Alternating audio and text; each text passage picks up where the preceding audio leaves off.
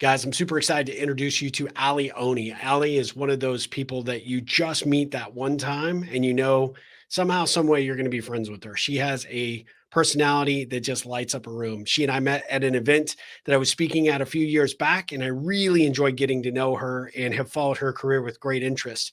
Alli has extensive experience in change management consulting, providing insight to how organizations work. Her consulting career includes work in change management, organizational development, information technology, and business operations.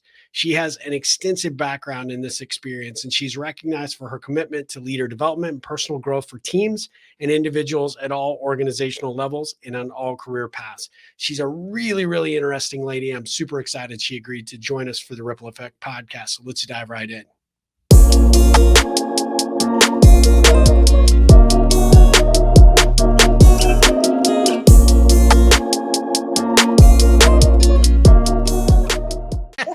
All right, well, let's dive in. Hey, guys, I'm super excited to have Alli joining us for the Ripple Effect podcast. I'm super excited that she agreed to do this. We were trying to coordinate schedules. She's been so flexible with me with all the craziness I've got going on in my life. But Alli, thank you for joining the Ripple Effect podcast. How are you doing?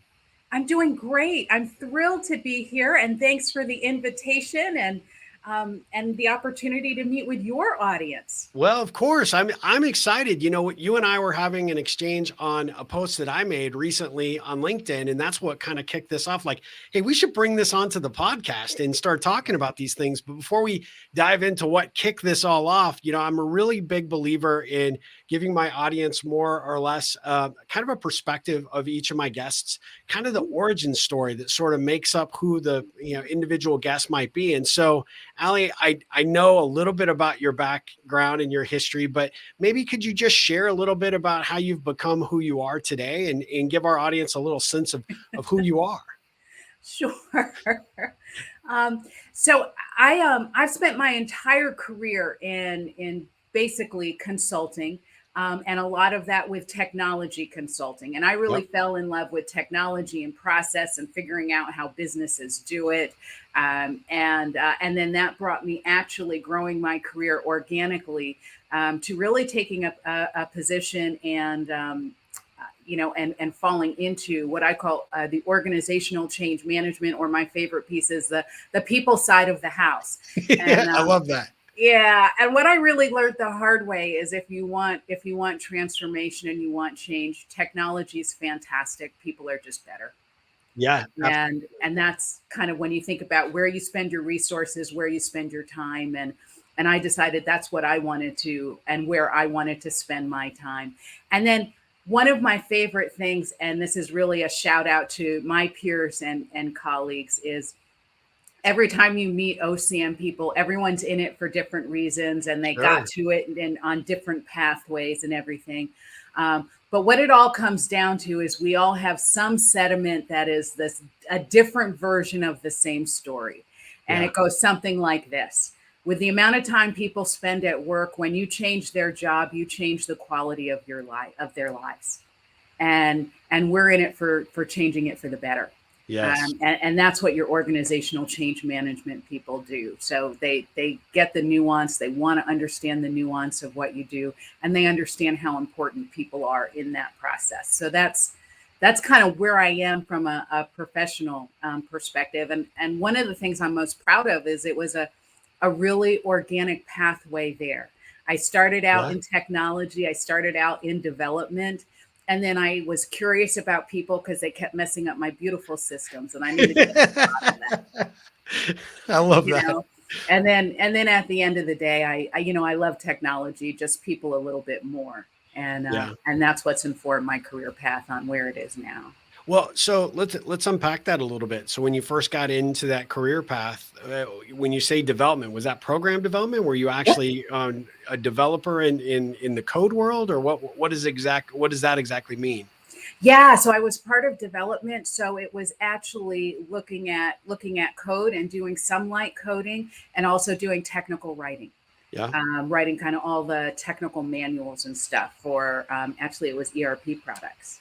really. Yeah. Oh, that's awesome. Well, so what led you down to choose that as the starting point for your career path? Was that something you went to school for, something you've always had interest in, or what was the motivation behind that? So my degrees are in communication, and I went to a technical university. So I was in the School of Humanities, but really in kind of a top tier kind of engineering school. So I was immersed with technology. So it made sense to me coming out of my degree programs that I wanted to do communications related to technologies, and I love people and organizations that build stuff. Like that's just cool, right? And Yep. so I think with those fascinations and a little bit of luck, that's kind of where I ended up, right? Because when I was looking, it was like, yeah, and I have to get a job, Yeah. okay, because I need to pay rent and kind of all of those things. So I had kind of that entry into the real world, Yeah. Yeah. and that's how it worked out for me. Yeah.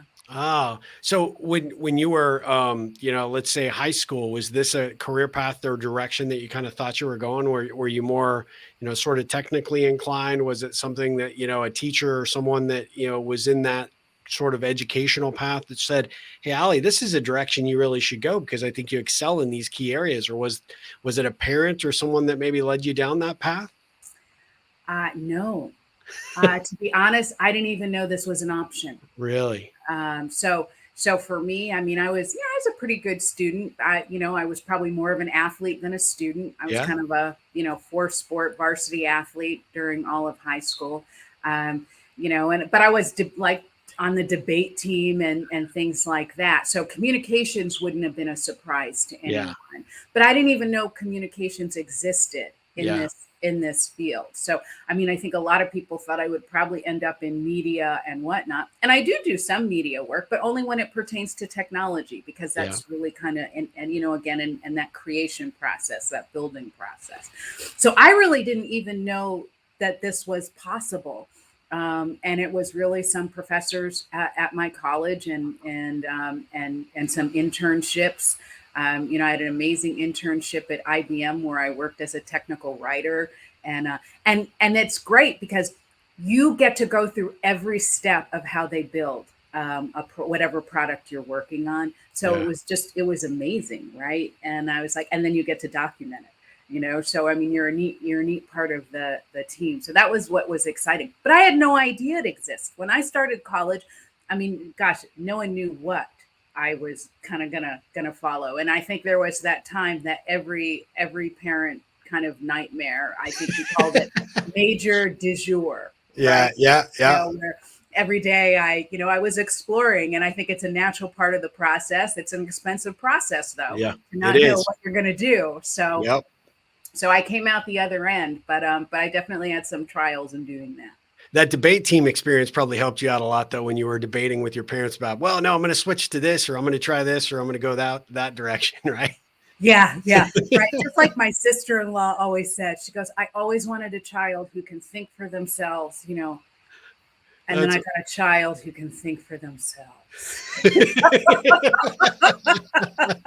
yeah, careful what you wish for sure. Exactly. Be careful what you ask for. That's awesome. Well, you mentioned IBM. One of the episodes that I did earlier this year was with a good friend of mine, Sylvia Acevedo, and that was Hmm. she actually became the CEO of the Girl Scouts. She was a rocket scientist, literal rocket scientist with NASA. She's had a wide, diverse background and experience, but IBM was one of the areas that she really excelled at because it gave her such a wide avenue for pursuing different opportunities. And she's an engineer by trade. And so that was Mm, certainly a natural fit for her. But one of the things that she was quick to say was that IBM becoming one of those great environments to really encourage female, tech oriented individuals to really excel and pursue those as career opportunities. Was that your yeah. case as well? Or Well, so I have a really soft spot in my heart for IBM because it was one of my first true professional experiences. Kind of coming, and I it was right before I was starting my senior year of college, yep. right? So I was kind, and I kind of came out of a bubble, so I was truly just kind of learning what a first professional job was, and they were so amazing with me as far as making sure I had access to things, and managers who really took time to spend with me to kind of train me and educate me on here's how things go, and really give direction where it was needed.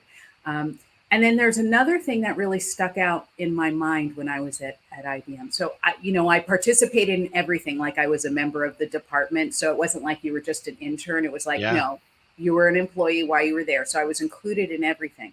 And one of them was a workshop that we were doing. And it was an offsite. And I always remember that consultant highlighting this.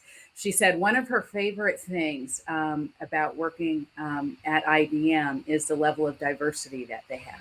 Yeah. And she had everyone line up from number of years they'd been with the organization. Okay. Now, obviously, I'd been there something like, a month and a half. So I'm the You're at the starting edge. place of, I was one side. Yep. And then there was kind of this line, and then she kind of reorganized as far as management. And what was really interesting that she highlighted is she says, now look, when we look at diversity, we have people of color throughout the whole line. We Yeah. have women throughout the whole line. She made the adjustment for management, it was the same thing. So it was again, why I have such a soft spot is not only were they just really willing to train me and educate me on how to do great work. And that was the mission: how to do great work, not just your job, but great Yeah. work. Um, they gave me an environment where I really believed anything was possible for me. Oh, that's You know, great. yeah, Yeah, I can see why you would have a soft spot for yeah, them because, that's not experience that a lot of people get at that age. right. Yeah, that's great. So walk us through a little bit. So when you sort of realized that, hey, in the development space, that really wasn't what you wanted to do, and but you recognize that you have communication skill sets in your background, and you're an effective communicator, and you've got this sort of fascination with how to get people to play nice in the sandbox and work better together towards the common mission. How did that sort of govern the direction that you went next with your career? So it was really interesting. What happened is I ended up being moved to professional services. Okay. Okay. And what that does is that gives you exposure to your customers in a lot of different ways. So that was Yeah. exciting. Okay. And then you just kind of keep growing and growing and growing. So again, you're kind of focused on the process, focused on the technology, working with your clients. It's very, very satisfying. Yep. Right. But then you realize, kind of like the Prego commercial, it's in there. I mean, good luck finding it, but it's in there. Like, Yeah. what is that secret ingredient? Yeah. Yeah. And I kind of came to the conclusion, and all the research backs me up. It really is people, right? Yeah. You Oh, know yeah. what? It's that guy who, stays up till midnight, processing last minute requests. Yep. It's that person you didn't know that kind of does these particular things, in your process, right?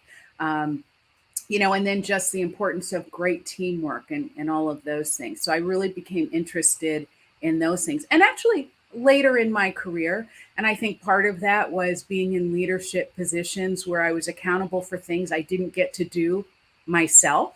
Yeah. Of course, if I got to do them myself, they'd be done right. It's that typical challenge of, Oh, of yeah. leadership, right? Yeah. Yeah. Where you've got to get things done through other people, and suddenly people become a lot more important. Yeah. And going through that piece of my own career, it really underscored different things for me, and I think they were essential things to be underscored. And in that, I actually discovered new interests.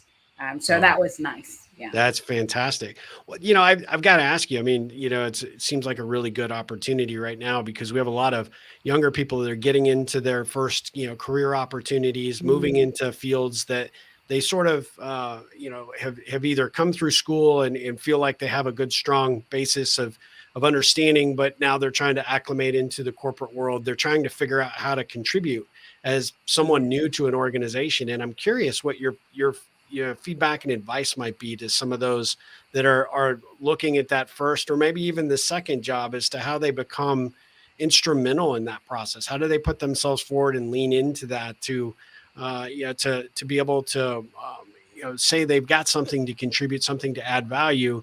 I think it becomes a big challenge for a lot of, especially new employees, that they take a back seat, they watch, they wait, and often don't contribute. So, what advice might you have for someone that's looking at one of these types of roles that to make sure that they don't get lost in the in the background, so to speak? Yeah. So I think there's two things that that I've come to understand and believe are critical for people who are really just starting out their careers. And the first is know where you spend your time. Oh, like that. Know every second, because that is the dominant resource you have when Yes. you are starting your career. So know, like a checkbook register, old school, okay? Know where you are spending your time because that is the largest and most significant investment you have to make. Can you give us an example or two maybe that you would suggest as to how they sort of account for that? How they would actually, you mentioned the checkbook register, right? The inputs and the Yeah, outputs. yeah. So how would that look, or what would you suggest they do relative to tracking that? Yeah. So I look at a couple of categories, right? What are you building, creating? Okay. Because that's time spent differently than communicating and networking. And we're very focused on relationships and communicating. But Yeah. you have to ask yourself, okay, is that creating anything? And what's the Mm. connection to that? Right. And this is kind of a very polite way of saying, are you getting work done? I love it. Yep. Right? I mean, and I think and I think this brings me right into this what I would say is number 2 is know what your craft is and Ooh. focus on learning it. Oh, that's You know great. what? Your first 2 or 3 jobs, you are learning your craft. Yep. Everyone's focusing on leadership and communication, and those are all important things, but they're valuable when you have something to lead and the capability to lead. They're valuable when you have something to communicate. Okay. Mm. That's what you're doing in your first few jobs. You Yeah. are learning your craft. Okay. And I think we've stopped stressing that, Yeah. I think, in many, many environments. And so I think that's a key to success. And you'll see people in their first few jobs when they really focus on where they're spending their time, knowing what their craft is and learning it and really exploring it. And then suddenly it's like a switch goes off, okay? And then you start seeing kind of those really big and larger growth steps, Yeah, right? that's Where you're that's able to great. Yeah. take on more responsibility. And what you do, and what you do in the first 2 or 3 years, really is it's the baseline of your career, right? Yep. Those are the years that matter. Those are the years where you really typically are learning the most. Okay. Those are the years where you're at a point in your career where the most people will invest in you, Yeah. right? If you come to it with the right kind of attitude and willingness. So I think those are the two key pieces of advice. Well, that's some great advice. I really love that. One of the things that I wanted to ask you, because you've done consulting in a lot of different environments, right? Yeah. And oftentimes, do you find that it's especially if it's someone this is their first, second, or third job, they're still struggling to sort of self-identify that they've got those skill sets? What do you recommend relative to making sure that they, as they're honing and learning that craft, how do they get active and participate as part of that ongoing conversation? Do you recommend that they sit down and have one-on-ones with their managers regularly, not just between review periods? They, consistently ask for feedback and input. What do you recommend? Yeah, so I think one of the challenges in our kind of in work environments today is that we have multiple generations in the workforce that operate completely differently. Yeah. Okay, right, and have very different philosophies, and in fact, even have different tool preferences. Yeah. That's Okay, very true. so I mean, so there's a lot of kind of integration that way.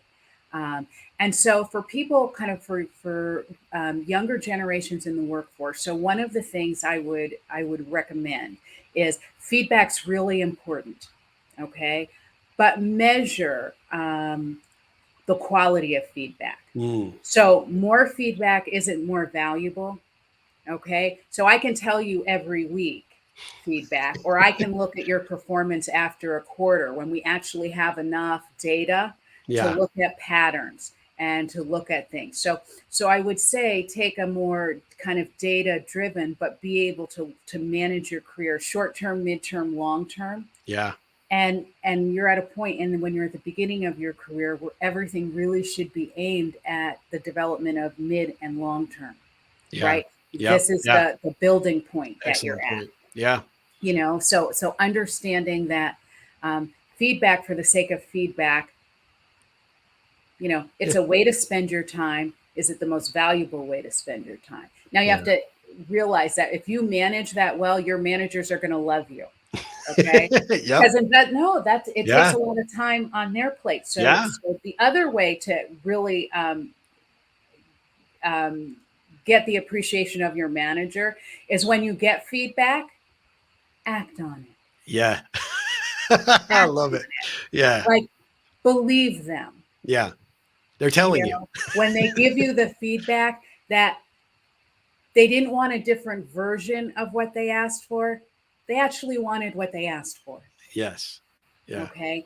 And then understanding the difference between university, where they want creativity, and you can take your assignments and you can do creative things, and the professor will look at it and be like, "Oh, that's interesting. I Get some didn't, points for didn't that. really Yeah. think to go," and you still get full credit. Yeah. Okay, but the business world doesn't work that way. No. So when I have a contract with a company, they want me to do what's in the contract. They're not looking for an interesting interpretation of the contract or an Yeah. interesting interpretation of the deliverables. So you want to make sure you're staying connected to your leadership and management, okay? And managing, acting independently versus really acting in a way that brings the company and the team forward. Yeah. No, that's great input. What do you see, based on your experience, where do you see organizations missing the boat or falling down with regards to their responsibility to these new hires, these people they're bringing into the organization? And it doesn't even really have to extend necessarily to somebody that's new in their career. It's also people that are coming Yeah. in from outside organizations, bringing their outside experience to the organization. Where do companies really lack right there, in your opinion? So I think we're at an interesting time in history where we've come through 2.5 years of COVID. Okay. And leaders now are having to renegotiate what is the work environment. Yeah. Okay. And there's a lot of push for keeping it completely remote. And there's also a lot of pushback saying, no, no, no. I mean, Elon Musk leading Yeah. the Yeah. charge for us this week. Yep. You'll Yep. be back in the office. Yeah. You Or you know, won't get paid. yeah, or Yeah. pretend, or what did he say? Or pretend you work somewhere else. Yeah, that's right. Now, now I appreciate the drive for getting people back in the office. Yeah. And I will say one of the things I was really struck by, having had a number of clients in automotive, is when you build a product like that, you do want your leadership connected to the product. Right? Absolutely. Yeah. It is really important just in leadership that you look out your window, you know what, and you see the cars Yeah. and you see the people putting them together, and Yeah. you're really clear. So part of me really, really got it. Now there are ways to deliver that, but far be it for me to give Elon coaching. I mean, we are in Austin. He may see this someday. So, I mean, There you go. you have your shot right now to give him some really good organizational change management advice. I mean, this is the opportunity. But I think that's a perfect demonstration Yeah. of what every leader needs to negotiate, right? Yeah. Is that it does need to be a conversation, realizing that at the end of the day, you are the leader, and that you will make the decisions. And I also think it's a time to bring back creativity. Yeah. We seem to be in very much a kind of an operational focus, right? And that's great. Okay, we want things working, we want them orderly, but it's an opportunity to also bring back some creativity, right?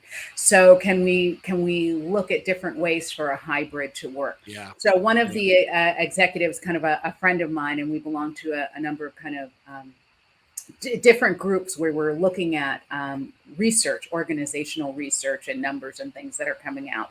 And one of the things that she's done is put together a model where they get together quarterly. She's bringing her team together quarterly, and they're doing a version of almost like the stay vacation Yeah. internally with the offices and whatnot, but getting full participation, having really detailed agendas, and with a particular focus on integrating new people. So remote works really well when you've all had relationships with each other. Yes. Okay. But it's a very different question for people who are entering an organization. And the only thing they've ever seen is someone at the end of a Zoom meeting, Yeah. Yeah. you know, and it's a different learning curve for understanding the personality, and creativity and problem solving is different when you're all stuck in a room.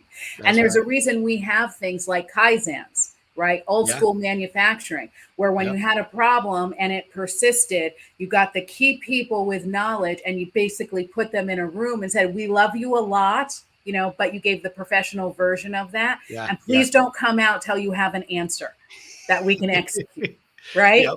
Yep. You know, I mean, and I know even from a consulting perspective, we would set up some of those meetings with our clients and their key resources, and we'd keep sending food in.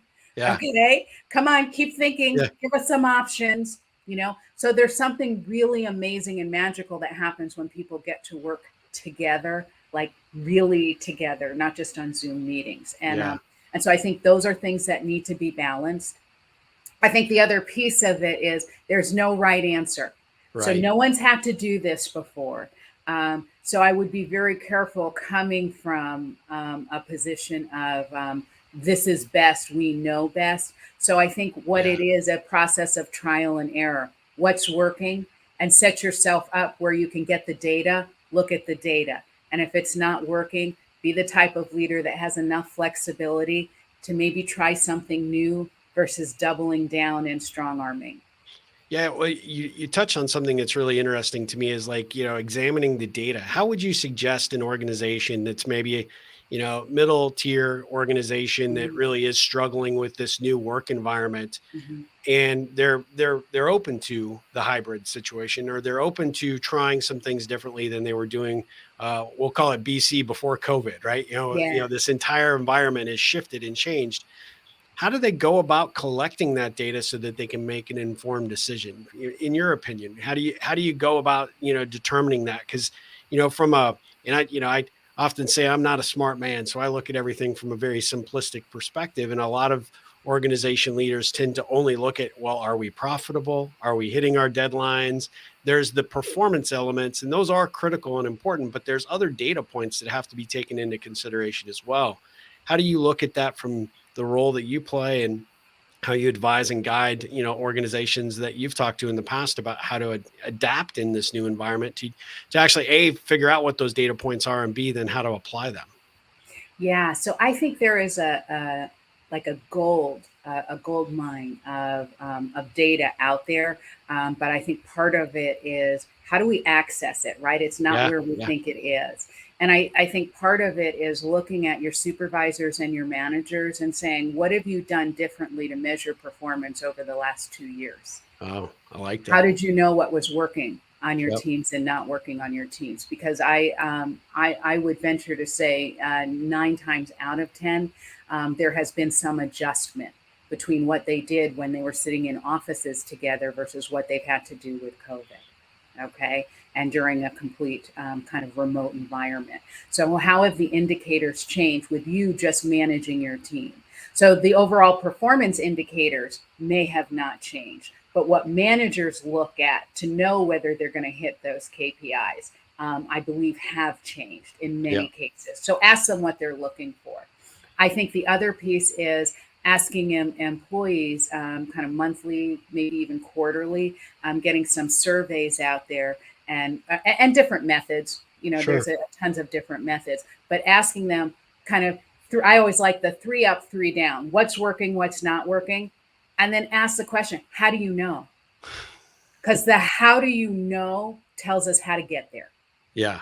And that's the piece that people aren't answering, and we don't know enough to make it really simple. So a lot of times those are open ended, right? That's the open dialogue box, and you hope, no, tell us, you Yeah. know and if you do it often enough at increments, you will be able to weather through whether it's a good week, bad week kind of a thing, whether it's a happy employee or not a happy employee, right? So a Yeah. lot of times what happens is, when you just sent out, a survey, but you only do it a couple times a year, you're really victim to how the employee feels at that time.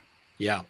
So don't do it around the annual review season, right? That's, right? I mean, because Yeah. people will, that's not necessarily a great time unless you're talking about the review process. So kind of think about that. But I think it really is about asking questions and asking different questions. And if you don't know what to ask, how people know what they know is a really great starting place, right? Yeah. I mean, that gets you right into the meat of it. Well, so how do you avoid, an organization that's coming, into this process and saying, look, I want to do that, Alli, that's a great idea and suggestion. We'll continue to, Mhm. tap our employees to see how we're doing from time to time, gather that input. How do you avoid, running into a situation where it's like, well, yeah, now it's another 6 weeks, I'm going to get one of these things. How do you avoid the cut and paste kind of perspective? Oh, everything's great, right? And because I think to a certain degree, there also is this challenge from an employee's perspective, like, well, you guys keep sending these things out, right? But does anybody read them? Yeah. Do Does you do anybody care? anything with the data? Yeah, My life absolutely. is not changing at all, right? Yep. Where's this data, impacting me? So how do you keep them incentivized and motivated to want to continue to contribute? And I guess probably a flip thing I'll throw out there to you is how do you overcome sort of that insecurity about being brutally honest about whether I'm happy or not at this point? Yeah. Yeah. Um, so let me answer that last one first Sure. about just that brutally honest, right? And so that really depends. Typical consulting answer, that Yeah. depends. But that really is driven by the organization, okay? And really by the maturity of the organization and by someone's longevity within, right? So Yeah. someone who is comfortable with the organization, feels like they have a sense of how management works, um, is going to have one of those responses Yeah. depending on how management works. Okay. And so part of it is really crafting it around the organization and the level of maturity of that organization. And management being very honest with themselves on Yeah. kind of where they are. And I'll give you an example. So I was coaching someone last week with their organization, and they were saying how it's been rough. Mm. It's really time to make sure that we're doing employee check-ins, Yeah. okay? And and she works at a certainly a different organization than I, and actually runs HR, and she's kind of the lead of all the HR partners, Okay. okay? And we were saying do check-ins, and I said okay, but do managers know how to do check-ins? And what does that mean? Right. Okay, yeah. Do they know So what how that are means? you doing? Yeah. And Yeah. here's the thing. We're looking at it and we're saying her organization has gone through some challenges. Okay. And if we think about what people have had to endure in just the 90 days in the world, Yeah. okay. So war, you know what? Major supply chain issues. I got off the phone with someone last week, and they commented their grandbabies don't have formula, Oh, oh, right? And they've got to figure out stuff, yeah. around that. We've had a number of kind of shootings really across the country, hitting communities in different ways. Now, those are all external things that have nothing to do with just regular life. So we've Yeah. still had births and deaths and things that happen in families that cause stress. That's 90 days. Yeah. Just 90 days. Yeah. 90 Yeah. days. Okay. So it's, and we're halfway through a new year, right? Which Yeah. is also a thing, right? It's time to kind of check in with people. We're starting to see the effects, the after effects of 2 years in lockdown. So Yeah. that was great for some people. I'm an introvert. I'm kind of like, if you don't cut off my food supply, I'm good. All right. Yeah. That Wait. was You're an not, introvert? I am. I call BS on that. I'm just sorry. Everyone always says that. And here's what I say: I recharge independently. That's what makes me an introvert. I don't have Yeah. a personality defect. I Yeah. agree with you on that. Yeah. Yeah. Yeah. I'm introverted and shy as well. I need to go off and be by myself for Yeah. long periods of time just to be able to come back and be somewhat social. Yeah. So I Yeah. understand. Yeah. So we're getting kind of the effects Yeah. of people, right? So who people were 2 years ago is not who they are today. No, no. Okay. And their performance isn't the same. So it's really important to do check-ins. Everyone agreed. And I said, we asked them, do your managers know how to do that? And they're like, well, we're going to tell them to go talk to their people. Okay, what else are you going to tell them? Okay, here's the thing. If you're going to do what I would call a clearing conversation, a Yeah. check-in, the manager has to be poised to not be upset or triggered by anything the employee says. Yeah. You are giving them a card to say anything that's going on, whether it makes sense or not, whether it's company related or not. Not all managers are ready to do that. And they're human beings that have all the same stuff going on. Yeah. Right. So Yeah. it's understanding the maturity of your organization, and maturity not as a judgment, but truly about where they are from a skill acquisition and where the organization is from a structural build. Like, do Yeah. they have the structures in place to really support managers being those people who can do that? Right. And after the discussion, it was kind of like, yeah, so we're not going to do check-ins that way. We're not Right. ready. And that Yeah. was but that was the appropriate thing, Yeah. right? So every organization's really got to figure out where they are on the maturity model, okay, related to their management. And there are other ways and you can figure out other ways to kind of reach out to your employees. But I will say, and I think this is a particular point in leadership, in time in history for leaders, to really think through what is their relationship to employees. Yeah. And we say employees are the most important thing, and we say, our most important assets park their cars in the parking lot and ride the elevator up and down when they come to the office, but now's the time to act on that. Yeah. Yeah. you No, know that's great. So, how have sort of this shift in the work environments, affected folks that are concentrating in the area that you do with this organizational change management? On one hand, I think, man, it's got to be fertile ground because everybody is like, we don't know what the hell we're doing. I mean, we we need to figure this out, and there's change afoot. Regardless, you've got the news reporting we've got this mass exodus of employees and talent, and not Mhm. everybody that puts out a job posting is getting an overwhelming response because a lot of organizations just, candidates aren't coming like they once did.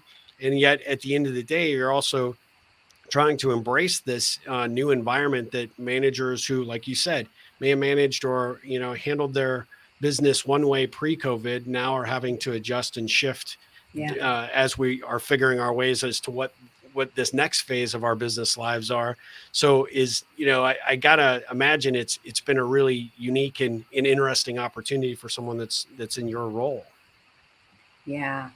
Um, so yeah. So there's two pieces to that. Um, so the first off is I want to acknowledge is that my teams and the resources that work in my organization, they're people too, Yeah. and they're experiencing all of the same stuff. Yeah. Okay. And have lives and families and all of that, and have all the same stressors. So I, as a manager, have been trying to get really focused on how my people are, and what some of the things that we can do and look at, and all of that. And then there's tremendous pressure because organizational change management comes in really on large scale projects. So you never really Yeah. hire consultants to do your easy projects. So they're always kind of those front and center, most critical projects to an organization. So there's an awful lot of pressure to deliver for our entire teams, Sure. not just our practice area. Uh, and so what we do find is that OCM folks have a tendency to be the people that everyone goes to tell what's wrong, what's not working. And often that can become very, very overwhelming. Yeah. Okay. Kind of having that avalanche of kind of need coming at you. And at the same time, you've got KPIs that you need to deliver. Okay. And they are highly measurable, despite what everyone thinks. They are highly measurable, right? So there's no hiding. Yeah. And so that's really something to balance as well. So what I would say is, we're a human team like every other team, and we are struggling in the way every other team is struggling, and we're having the same kinds of successes, and we're having the same kinds of challenges. Yeah. And we're figuring it out too. Now we're using the skill sets we have, but I always joke and said I never wanted to be the change management person who says change is good, just don't mess with my stuff, right? And I'll tell you, lately it kind of feels that way. I go, I Yeah. know change is good. Stop messing with my stuff. Yeah. Please Yeah. stop messing with my stuff.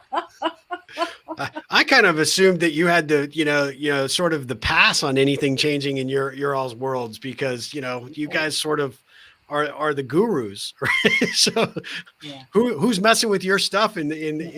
in your world? Well, look, our technology's changed. I Yeah. always laugh and I said, I'm good till you start messing with my email. I mean, that's the thing that will send me over the edge, Yeah. right? Yeah. Because it's such an important tool. Here's one of the things that I think is one of the most important tools when we're dealing with the scale of change and change fatigue. Yeah. Okay, that every organization's face. Be willing as leaders to say out loud what's not working. Mm, Be willing to say what's been hard, and we know it's been hard, and be willing to say, and we don't see an end to that yet, and we're working on it. Be really willing to acknowledge what's true and what people are experiencing, yeah. and you can do that in a positive way. And you can do that, surrounded by the things you're putting in place and the exploration on how to get to a better place and the things that are happening. But at some point, you know what? It is great when leadership can really acknowledge the reality of people's situations, the employee's situation. Well, that sense of vulnerability when you hear it from a leader that says, "Hey, look, I know things aren't going the way we Yeah. expected them to go, or these last few years have been way more challenging than we ever expected, and we don't really know when things are going to get back, on course, or will they ever go back to what we thought they were before COVID?" But Yeah. there's something very empowering for employees to know that we're not hiding from it, that we Yeah. acknowledge it. We don't have all the answers today. We Yeah. don't really know all the the right things to say to to make everybody feel super confident because Yeah. we as leaders aren't maybe confident about what's going on, And no but one's we're done in it this before. together. Yeah, yeah, I You never know? done it before. Yeah.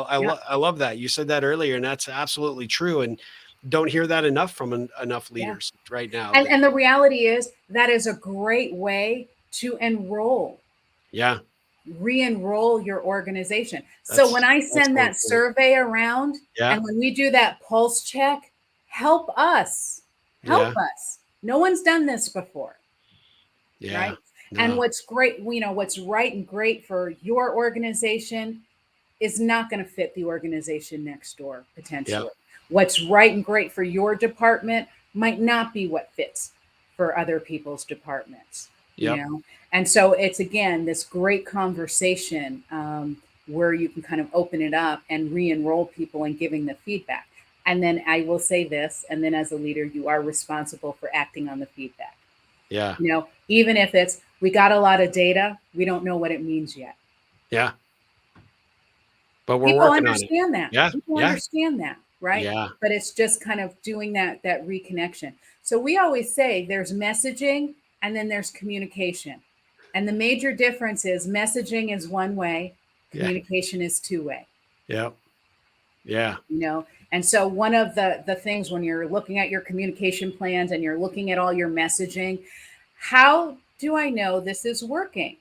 And you need to figure out what is the channel that people have to give you data that will tell you whether it is or isn't working. yeah. And do they know what that is so they can provide that information? And I think that's just a question on top of all the other things our leaders and managers do. So this isn't a dump on leaders and managers. Like we're all trying to figure it out with all the things we have to balance on our plates, Yeah, and there's no right answers yet. And I there's no mean, right answer. Yeah. the Yeah. data's guiding and directing some direction, right? But at the end of the day, we still don't really know. Yeah. It may be years before we actually know, did we do it right or did we do it wrong? But sort of being willing to, own up to that situation, that we're figuring it out as we go. We're building the plane as Yeah. we're flying. Well, and that right for right now might not be what's right 2 weeks from now. I like Okay. that. So there's no one right answer forever or for a long, and I know, and we want one, right? Yeah. People are tired. We want Yeah. one. It's Yeah. like, if I get it right for, I should at least have the luxury of that being the right answer for at least 6 months. Yeah. And that's probably not the case. Have you been in a situation yourself where, we start down one path in a few weeks or a few months later, we realize, nope, we've got to make the strategy shift. We need to adjust. And then, how have you handled that communication back to the team, when it had to happen? Because like you said, we do become creatures of habit. We want to know with certainty what we're doing and how we're doing it. If I've got to hammer on this widget with this exact same tool every single day, I need to know that that's what I'm going to be doing 6 weeks and 6 months from now. And nope, actually, we're adjusting the line, and we're giving you a bigger hammer and a different widget, and people freak. And so, how have you experienced that, where you've had to make that kind of midstream shift, and then how do you communicate that when it does happen? Yeah. So this is kind of a traditional challenge with change management, in general. So, and I'll use a project as an example. And we do things that I'll do one deliverable in particular when we think of readiness surveys. Are people ready to adopt a new technology? And we get a bunch of feedback, Yeah. and then we have to go back to leadership and say, here are our recommendations, right? And maybe it's so many people took the training but haven't logged into the system. They're not ready. Yeah. Yeah. So many people didn't take the training. What are, so one of the things though that's so essential in that process is not just having a list of the challenges, but also being able to make really strategic, a combination of strategic and practical recommendations. You need recommendations that are both, and your leaders will know this is where we need to kind of apply the more tactical or practical, and this might be an area where we need to be more strategic. But you've got to provide options in kind of both flavors. Yeah. Okay, when you're thinking through that. And then it usually ends up being kind of a formula when you look at kind of all the things. And then I think it's really great when leadership can say, hey, you've identified these 6 problems. Be very clear, we're only fixing 3 of them. Yeah. In the next year or the next 6 months. Okay. So we've heard you. We're not ignoring it, but Right. there's limited resources, it's priorities, and then be able to give the why. And so much of this comes down to doing what we already know how to do, but it's really about clearing the space and reprioritizing it. Okay. There's kind of what I call the COVID noise. Yeah. Okay. And it's like, okay, so we still have to do the things we've always known. We're just doing them a little bit differently. Yeah. But we're doing the same things. So can you clarify the COVID noise though? I like that phrase, but I want to make sure my audience understands exactly what you mean by it. Yeah. So teams aren't necessarily co-located, right? Yep. And so when you think about how you need to communicate, A, to build relationships, B, to pick up on nuance. So you have to have a lot more communications and things like that to really to get clarity around things. And then there's a lot of things that kind of come through when you have these large Zoom meetings and things like that. There's a lot of things that people are channeling that are just unintentional or unrelated, that are kind of coming in that would be easier to distinguish if you were all in the same room or you were Sure. sitting in a conference room with one another, right? Yep.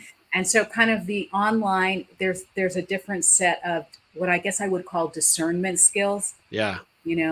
But skill number 1 is getting the data.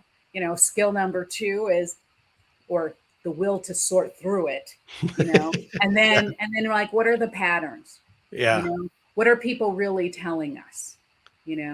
And then people are still people, right? And they've got their agendas. So, is this real? Is this Yeah. someone working their agenda? Which doesn't mean it's not real. It just means it's not, it's an agenda that's different than mission. Yeah. Okay, for the project, and that doesn't go away. Yeah. right? But you've got to just, you still have to discern that, right? So our data is coming to us differently, Yep. and the agendas are still there, Yeah. and so kind of agenda management is I think a thing. Well, like you said, I mean, I think at the end of the day, I mean, with this new change environment, right? You Mhm. have to be willing to approach that work, especially if you're in leadership, to be adapting into an understanding and appreciation for the data that's being collected, because the environments have shifted so dramatically. And yes, there might be some semblance of it coming back to what we used to call normal, but they're really never going to probably get completely all the way back there, right? And you've got to be willing as a leader to say, okay, we can't just go back and say, gosh, I wish we could wave the magic wand and go back to, pre-March 2020 and, everything be back to normal. It just won't be. We're going to have to adapt. We're going to have to adjust, and we're going to have to be willing to change, not only as individuals and what we bring to the job, but as an organization or a department and our leadership team. So one of the things I think is really interesting these days is we keep talking about kind of the new normal, what's normal, kind Yeah. of going back, and our environments have always been dynamic. Yeah. Now, I will say, I mean, we've put that on a whole new scale. Hmm. Okay, Yeah. absolutely, in the past couple of years. So I think we have to look at what is it that we're measuring? Because I would argue the design of human being hasn't changed It hasn't changed at all. since Nope. 2020. Yeah. Okay. So I think if we really get back to what we know about how human beings operate and then start, and this is what they've been having to react to, right? But human beings still run agendas. Human Yeah. beings still need to be successful. Human beings still need human connection. Okay. I think if we really keep focused on kind of the design of human, um, and then look at our audience analysis and our organizational analysis from that perspective, and then I think what we find is, yeah, actually, we're pretty normal in Yeah. extraordinary times. Yeah. Yeah. you know but as far as what guides us on what to do next, I think it's going back to that perspective, right? Because human needs are the same. They're just they're at I'd say a different volume level, because of everything that's been going on in our environment. I love that. Gosh, I could talk to you for hours, because just everything you are dropping is just solid knowledge nuggets. I mean, it's really, really incredible. I'm so grateful that we had this opportunity to have this conversation, and we're definitely going to have to probably have a follow-up one, because I There think you this is go. going to spur some great reaction from my audience.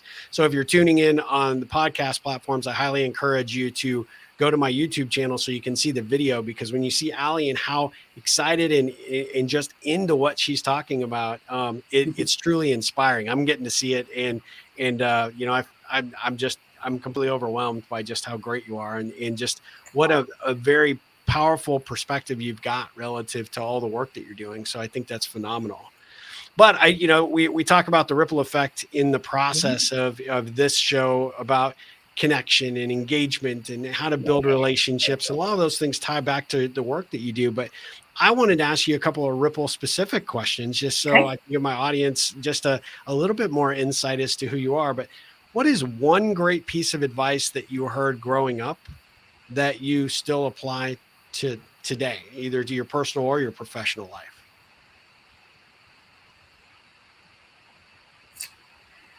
Oh, there are a couple of nuggets.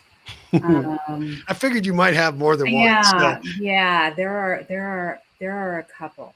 Um, so one is, I really do believe in the enjoy what you do, yeah, and I think that's particularly important at a time like this in history, when we kind of look at what people have been through for 2 years, and we're looking at part of the Great Resignation.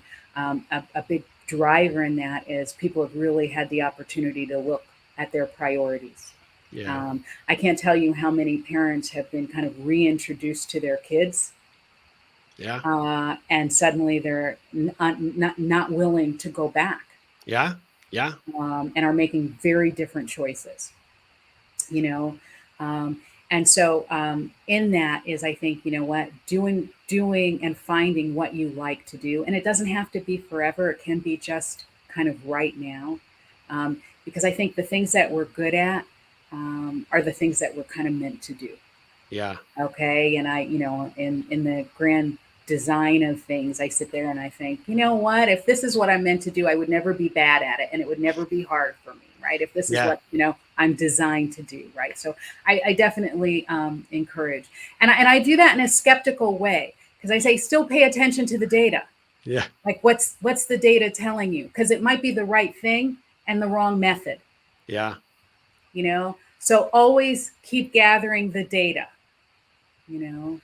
Um, so my friend, kind of my bestie, had this T-shirt made for me. Okay, and it's so how I operate in life, and it Yeah. says, "Talk data to me." I'm learning so much you about know, you today. Yeah. yeah. and and I really do take that approach. I think the world does give us the information we need to correct and course correct. And I think if we're responsive, then we can make small adjustments, which are always easier than big adjustments. Large corrections are hard, and it's one Yeah. of the hardest things we can ever do because we have a tendency not just to correct but to overcorrect, Yep. and then we end up in the world of the pendulum swinging, Yeah. which is distressful. Yep. Yep. I might have made up a word there, distressful. I mean, so that's I like it. lots Let's go of with it. distress. Okay.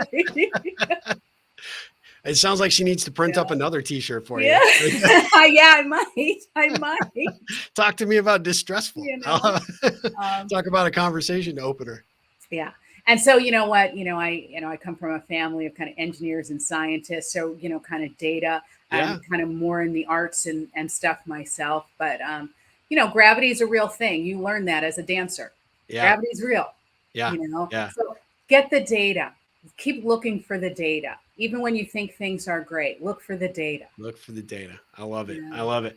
So another ripple question I would Yeah. ask you is if you're not doing, or if you weren't doing what you're doing now professionally, what would you be doing? What would I be doing? I would have the largest dog rescue on the planet. Yep.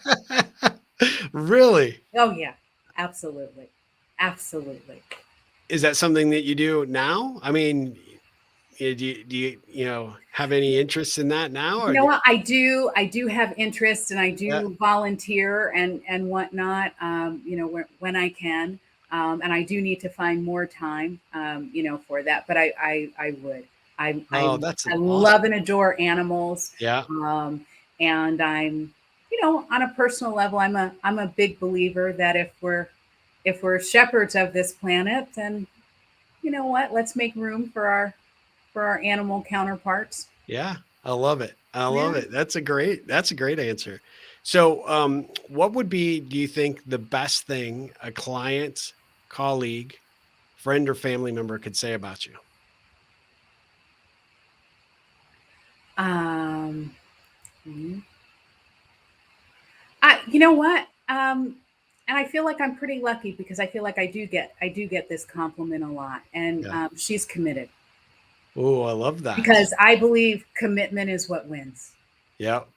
No matter how many times you might have to, take a shot at it. That might even be a line in a movie. The most committed wins, and I believe it. If it's not, it should be. I agree. Well, two last questions. One, Yeah. is more geared from a personal nature. Who would you consider your personal hero? Who's had the biggest influence in you, on you becoming you? On me becoming me. Um, you know what? So that's great because I've been very fortunate to have a lot of mentors. I had one particular professor um, in college that selected me to do research with him, and it was actually ended up being my first publication, um, Wow. and um, and it was on the Hudson River School of Painters.